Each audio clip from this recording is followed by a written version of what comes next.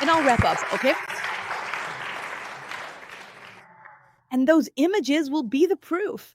I even kept a diary because I wanted to capture exactly what we were feeling.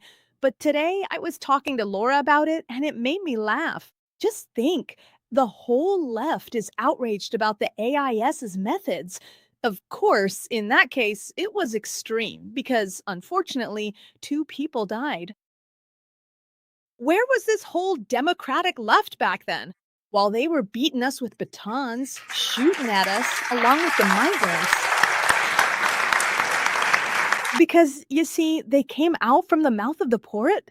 These sly guys didn't come from behind, they popped out from the port, and there were 50 armored vehicles. I counted them all, 50 armored vehicles. All of this was because then the health mandate had to be imposed on law enforcement, teachers, and public employees. And then it did come. So at that point, it was my turn for those over 50. And that's how they confined us, as I say, in a prison that has no smell, no visible bars, but it's still house arrest. And look, this thing psychologically was devastating for many people. For many people, including myself. But I mean, I made a choice. And if I made that choice, it was precisely because I wanted to show people that it could be done. But if I made that choice, I did it thanks to them.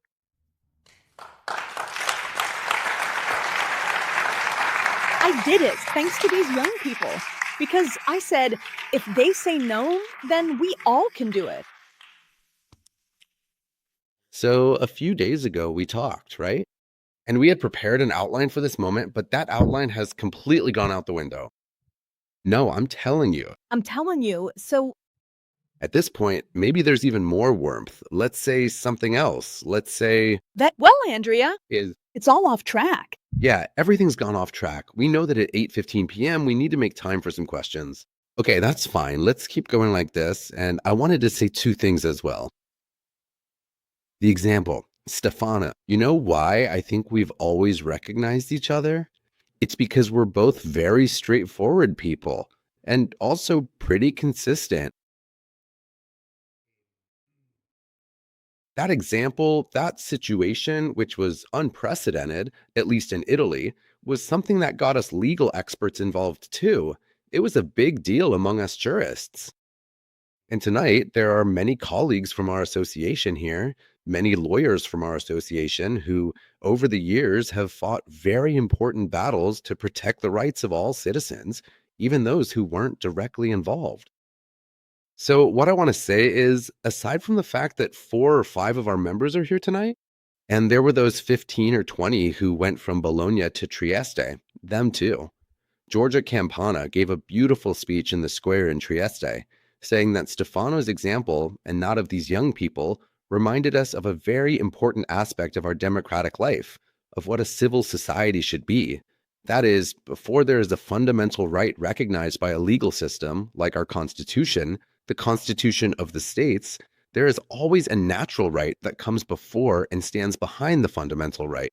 And the fundamental right is nothing more than the right of a company. That right, from a legal standpoint, recognizes the fundamental principles that regulate the lives of human beings in a free, democratic, and civil society. And that example reminded all of us, just like dignity, which is the first fundamental right at the European level in the European Charter of Fundamental Rights. And freedom, non-discrimination, work, as Rafaela rightly pointed out, work is covered by 4 articles in our Constitution dedicated to the right to work, precisely because our Constitution is defined as such. Work-centric, so it's part of the core section, not just Article 1, but also other provisions. But above all, and this is what I want to say as I wrap up, it reminded us of an essential point that beyond all the superficial statements we hear every day, even in the mainstream, about solidarity, the principle of social solidarity in Article 2 of the Constitution, which has even been wrongly invoked by our Constitutional Court in recent rulings on the subject, This group of young people, together with Stefano Puster, reminded us how important solidarity is. Real, substantial, demonstrated solidarity. Let me add something else. I wanted to take a minute to tell you how this event came about. Last year, we were here with our friend Silvio Ernavuti and many other guests. Every year, our Unami session, those who have always participated know that we organize one major event and then many smaller events throughout the year. I'm speaking in terms of numbers. It's not that the others aren't important.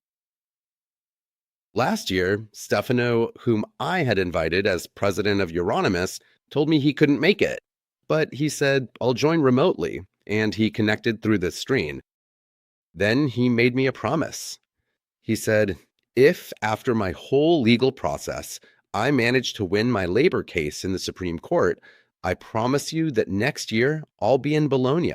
And so he won it, and he kept his promise. Then, since today is January 30th, and our most recent conversations with Professor Vanni Freesi, I told him, look, Vanni, Stefano's coming. Let's organize this event. And there's this ruling from the European Court of Justice after so many legal setbacks, which is very important. By the way, it's actually from January 30th, 2025. So tonight we're celebrating its anniversary. And since the significance of it hadn't been understood, but Italian courts have started to acquit, applying it, doctors in Venice, in Rome, in other criminal cases, precisely because of it.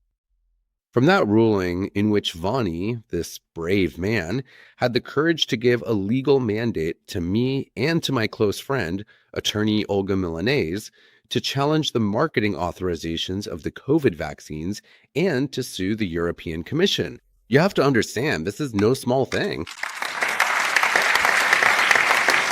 It's not trivial. I'd like to know how many Italian, German, or Dutch citizens would take on the responsibility, the risk, the exposure of filing a lawsuit, no less than against the European Commission, with 2 levels of justice, tribunal and court, which took us almost 3 years. I say took, but I also want to say something else. It was a wonderful experience working together. So thank you. Vanni, thank you. Stefano, thank you. Raffaella, thank you. Francesca, thank you. Just a quick comment since I have Vonnie here now, so I'm going to take advantage of it. You said you wanted to see Stefano's eyes. All of us got lost in those eyes full of pain. In your composure, but I used to watch you when you were on those TV talk shows. I won't name names so I don't get sued. With certain people, I would get a stomach ache, I swear. I felt awful. I was sweating cold. My husband can vouch for me. I felt terrible when I saw you. Where did you find the strength to stand up to them? Tell us about these things, too.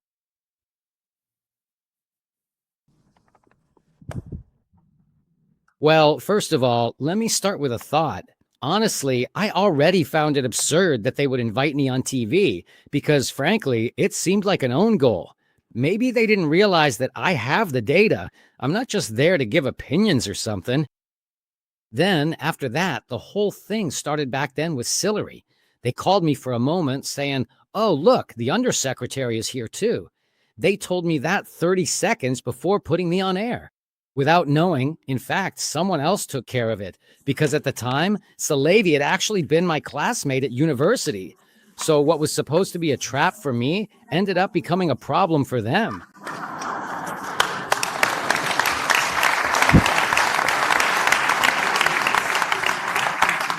If you think about it, I mean, this clearly shows that something else was at work because there's a story that starts in 1990.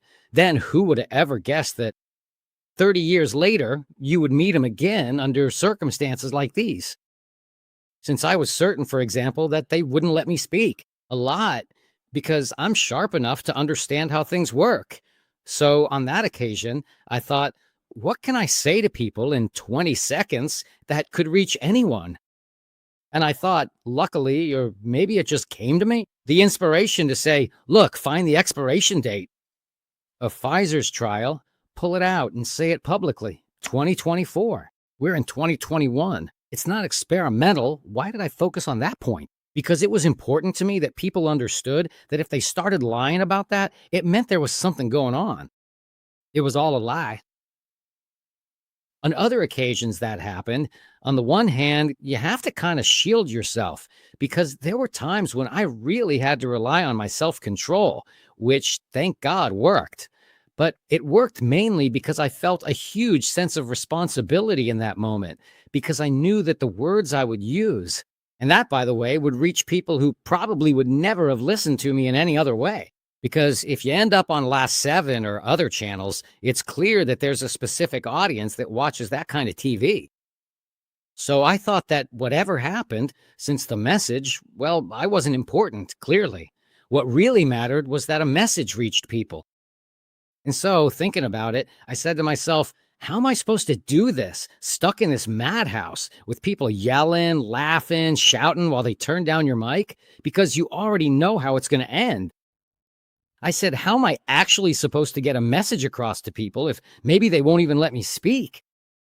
I said, look, I'll do it by showing the dignity of someone who knows they're right and that the truth, you can do whatever you want with it. You can hide it, you can ignore it, you can cover it up with whatever you like.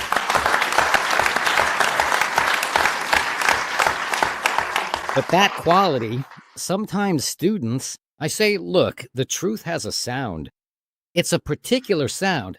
When someone tells the truth, the tone of their voice, their facial expressions, everything else, you've experienced it in your own life. It's clear. If you're lucky enough, like I was, in that case, courage simply comes, just like Stefano did. In another way, to say what should have been normal for anyone with the technical knowledge. And yet, for this action to have become extraordinary, even today, honestly, I have a hard time understanding it. Because in the world I thought I lived in, I believe this would have been the norm. I often say that COVID was a kind of litmus test. Like litmus paper, in any case, it somehow reveals what is acidic, what is basic, what is true, what is false. And it's very sad to see that if we have to use this kind of framework to understand what happened with COVID and our society, what is left that's true? What remains is us and anyone who wants to represent and bear witness to that truth. Not absolute truth, of course, but the truth and the courage to simply say what you know to be true. And considering that, on top of everything, you had a government that was lying, AIFA that was lying, the Pope telling you that getting vaccinated was an act of love. In other words, society had completely turned in on itself. Then, for ordinary people like me or Stefano, it somehow became possible to represent something bigger, precisely because, in some way, the big players had lost it. Clearly, along the way, that small truth, the courage to be honest and real, they lost it. Thank you. Truly, thank you. Of course, I suffered seeing Vonnie, but I also suffered seeing Francesca because I was glued to the TV. And to me, you are all still heroes because that's how it was for me. And I think for a lot of people at home, you were that beacon, exactly, that beacon to aim for. But Francesca was in a fortress that even has a strange shape, kind of biblical, actually. Anyway, let's not dwell on that unsettling detail. The Fortress of Brussels. You really are a woman of strong character. I would watch you and think, damn, Francesca, tell us about this thing. Well, okay. So, picking up on what Vonnie was saying, I also remember those TV shows where, unlike you, I wasn't a doctor, so whatever I said, even if it was written in every medical textbook, oh, but she doesn't know anything, she can't speak on this. So, what I used to enjoy doing was asking my doctor guests, who, by the way, when I was there, were never Vonnie or people, who were sane or at least not paid by the vaccine manufacturers to say what they were saying, but were people who, of course, would attack me, and I had a question they never answered. I would say, "Excuse me, are you vaccinated?" I would say, "No. What do you mean you're not vaccinated?" I would say, "Because I recovered." So tell me, is it true or not, Mr. Professor of— I'm not saying what, but is it true or not that immunity from recovery is the strongest of all?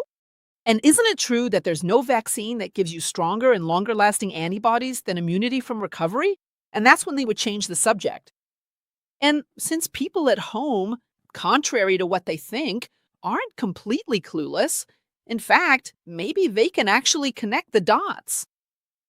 You could see it, you could sense their embarrassment. And from there, well, it became clear that there was something behind all of it.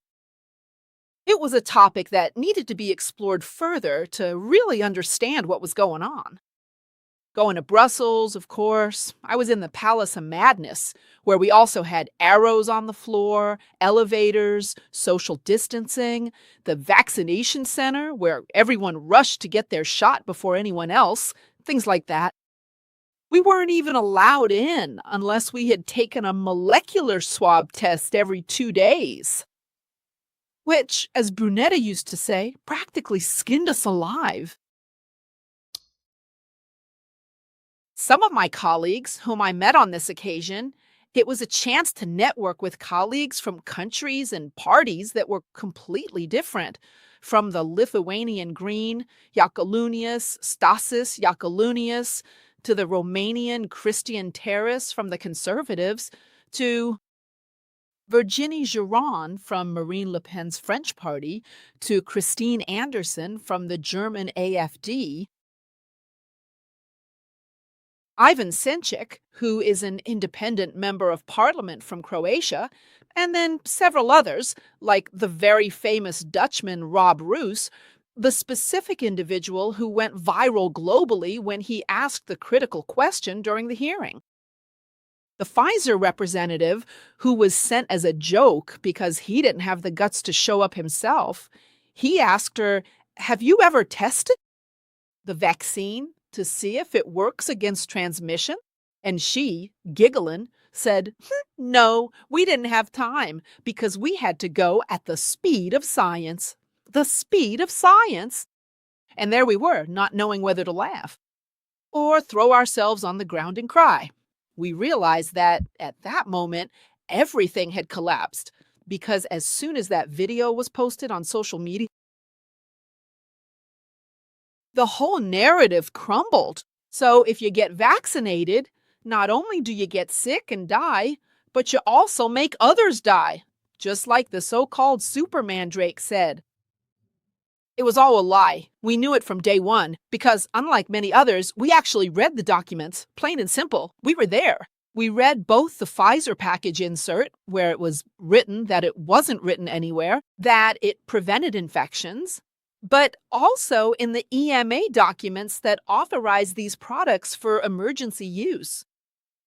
And then, through leaks, that is, information leaks, we also had the chance to read those infamous contracts that were all redacted, blacked out, where all the contractual terms were written, making it clear that the manufacturers bore absolutely no responsibility. So basically, whoever took on these products, whoever got injected, it was their own problem. Or at most, if the famous causal link between vaccination and adverse effects was proven, it was the state that had to pay. And so that's where you understood why the states were so eager to hide and manipulate the data on adverse effects. And everything we've seen happen at IFA, which was rightly highlighted on the show Fuori del Coro, but not only there. In short, all of this web of lies, deceit, and lobbying, is what was brought to light, used to set a precedent, basically to run an experiment. I talk about this in my book. I discuss both COVID and the COVID Commission, where we really dug deep into these issues, where we actually got to experience firsthand the things we already knew, but in an embarrassingly obvious way. It was the biggest experiment in mass social control and conditioning ever carried out in human history. That's what COVID was, a social experiment. It allowed these so called elites, financial and political elites, though in reality, politicians are just the puppets of those who fund everything. It allowed them to manipulate people's lives, but above all, people's minds. All these systems of propaganda and mental conditioning truly distorted family relationships, work relationships, almost erasing culture itself because so many people, scientists who had spent their whole lives studying the scientific method, doubt, first do no harm, and so on and so forth, then denied their entire history, the culture, by following a narrative that was full of holes. And the few who still had the ability to think for themselves and realize there was a massive deviation from the principles they had always studied and applied didn't have the courage to say so because there was repression. It's a terrible system of blackmail, which unfortunately existed and still exists today in every field where those lobbies operate. There, it was the big pharma lobbies, but the same owners also have the tech lobbies, the arms lobbies, the security lobbies, the media lobbies. Anyone who doesn't obey gets punished in some way.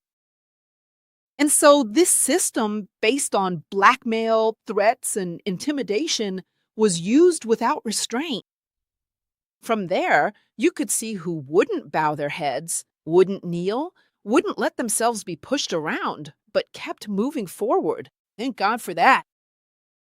There were more of us than they thought.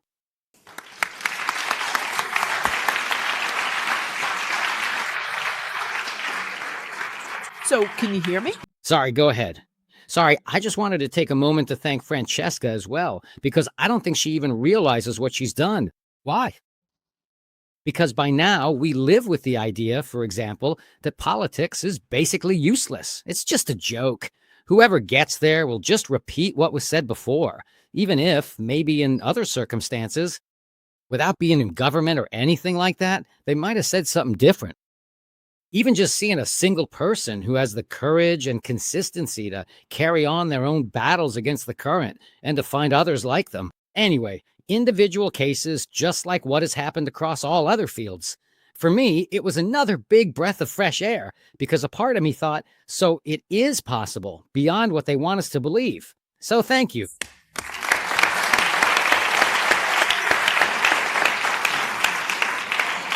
Francesca said something really important about lobbies, and it's something not everyone likes to talk about because the elite driven direction of the bodies that control us is a topic that sparks debate, and it was only brought to light thanks to them. Without them, we couldn't have dug in so deep. But above all, thanks to Rafaela, who did an investigation on the WHO and exposed the elitist system. And so, Picking up on what Vani said, in fact, Francesca was not renominated, unfortunately, and we no longer have her in Europe, unfortunately, and neither do we have Rob Ross. I mean, this shows you that those who cause trouble, it's not true that they don't pay the price. So it's not true that you get any breaks. No one gets any breaks. And that's why, at a certain level, people are afraid to speak out. This is the system, but the WHO system that I talked about, because when I said it, people thought I was a little crazy. No, they said, but the WHO, you just want to scare people because they didn't understand where it all started, where that mandate came from. Where did the health policy of the psycho pandemic begin? Who was given the authorizations? Because that's where you have all the revolving doors, right? And so we know that at the head of the EMA, coincidentally, there's the same person, this Irish woman who was previously in charge of the European pharmaceutical companies In other words, she left the companies. So she was a representative of the European pharmaceutical companies. And they put her in charge of the EMA, which is the agency that decides whether a drug is approved or not. And keep in mind that it's essentially a private concept because the EMA is mainly funded by private entities. Our next target, besides the WHO, will be to go after the EMA because that's the real issue. Who authorizes these drugs? Who puts that garbage on the market? Who came up with the 100-day vaccine by inventing disease X? Matadros Ghebreyesus. I mean, the guy who acts on behalf of the bosses inside the WHO, and you think that's just a fantasy? Everyone thinks this disease X is some big mystery. What could it be? Too bad billions have already come in. We've spent a ton of money, and they're studying it at Porton Down, which is basically the British equivalent of DARPA. In other words, inside the UK's top security military labs. So, if you start connecting the dots, we gave this book as a gift to a friend of his who works as a government official. She goes, no, but Laura comes to me and says, you have to convince her. Don't worry, just have her read it. At a certain point, sorry, you tell the story about what happened. So, this is a pretty unique and important person. What happened is that I gave her this book with a dedication from Rafaela. She set it aside. She'd gotten 3 doses. She thought I was crazy. Anyway, it's fine like that. Well, she tells me, yes, I'll read it. I'll read it. Then this thing happens after a few months. I had almost forgotten about it. She calls me one night, late in the evening, saying it's urgent. I need to talk to you. Come to my house. Come to my place. I was scared. I thought, who knows what happened? I get there and she says to me, oh God, now I'm going to die. Oh God, what did they do to me? Oh God, they're watching me. But what's important is that the book ended up on a very important desk because she was terrified. Let's hope they wake up. So obviously, to leave the WHO, because the fact that Trump left, he actually left for good just these past few days, as Kennedy confirmed. The Secretary of Health, the fact that he left shows that it can be done. The fact that Bonnie, Stefano, the lawyer, and Francesca are inside the inner sanctum of Brussels, and me too, even in the mainstream, it means it can be done. It's not true that it can't be done. It can be done. Of course, you never know. You have to be ready for whatever comes your way. But when we look at Nuremberg, which even there was a trial, in quotes, take what I'm saying with a grain of salt, a symbolic trial, but only 19 out of thousands were actually prosecuted, while the rest were placed throughout all the institutions. They ended up at the UN, they ended up at the CIA, they ended up finishing nuclear experiments, going into space, and so on and so forth, assuming there are even others out there. So you see, all these operations come from the fact that those in power always think they'll get away with it. And so the people who control the WHO also control the UN, they also control Brussels, and there's also von der Leyen. I'm talking about von der Leyen because she's the symbol of a certain power, of a power. It exists, but it's not her. There's a triangle, the Bermuda Triangle of the elite, that goes from Bilderberg to Davos and into the Munich conference, which is the one that decides all the military supplies. That decides that today there's an emergency policy of danger, that Russia is going to invade us. And so we need to invest in weapons. Why did they kill the German, Italian, and European auto industries with fake policies? Green. But who told him to pursue those fake policies? Green? The same bosses who say they invest in vaccines, in vaccinocracy that is, the investment funds. The ones who push, the ones who fund election campaigns, the ones who bring politicians to power. But do you really think Macron, who puts on mirrored sunglasses because he has conjunctivitis, doesn't come from Davos? Of course. Of course. Young global leaders. Young global leaders. Exactly. And he comes from Davos. He was part of the Davos administration, just like von der Leyen. And before she got there, after the German scandal where she hid the text messages in the same way she handled our health, our money, they bled the healthcare system dry for reimbursements and to buy 10 vaccine doses per person that ended up being thrown away.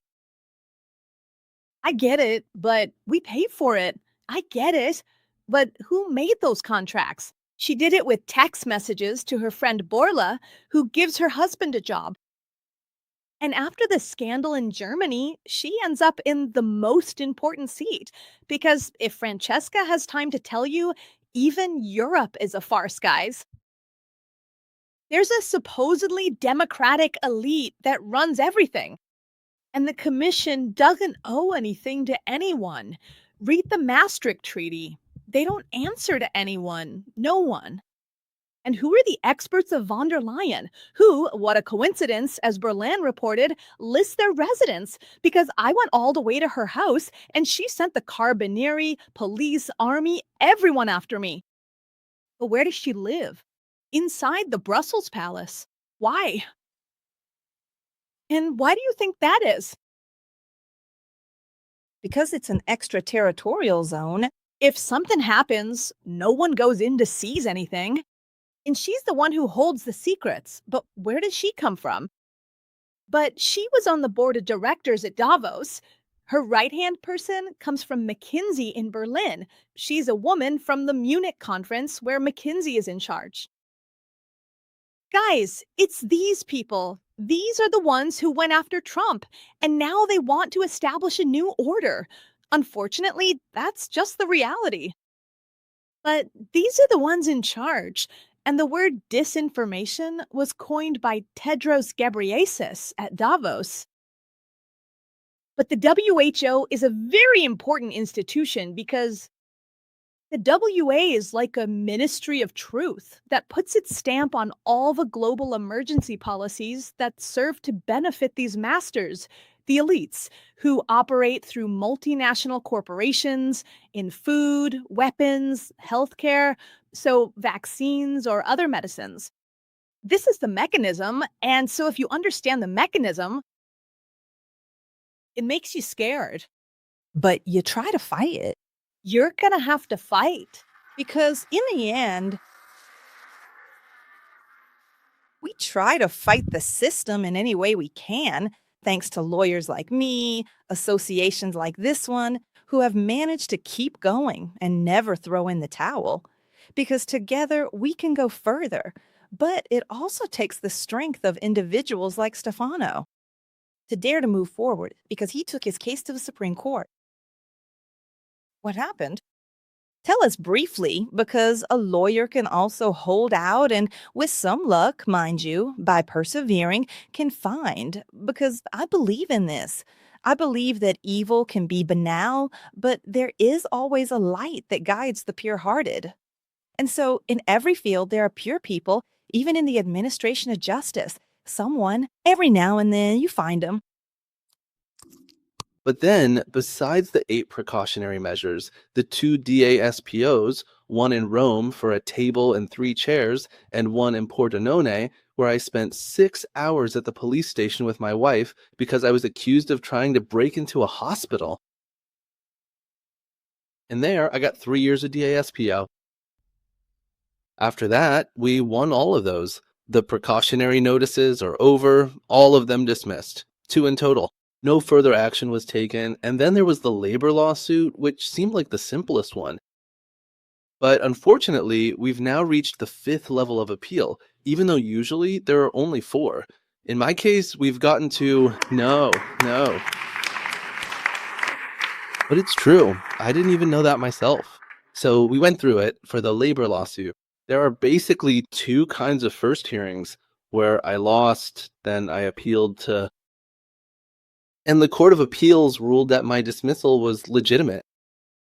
And I told my lawyers, two saintly women who have put up with me for 5 years now, and I'll gladly name them, Murta Semengo and Alessandra DeVeda, who truly deserve it.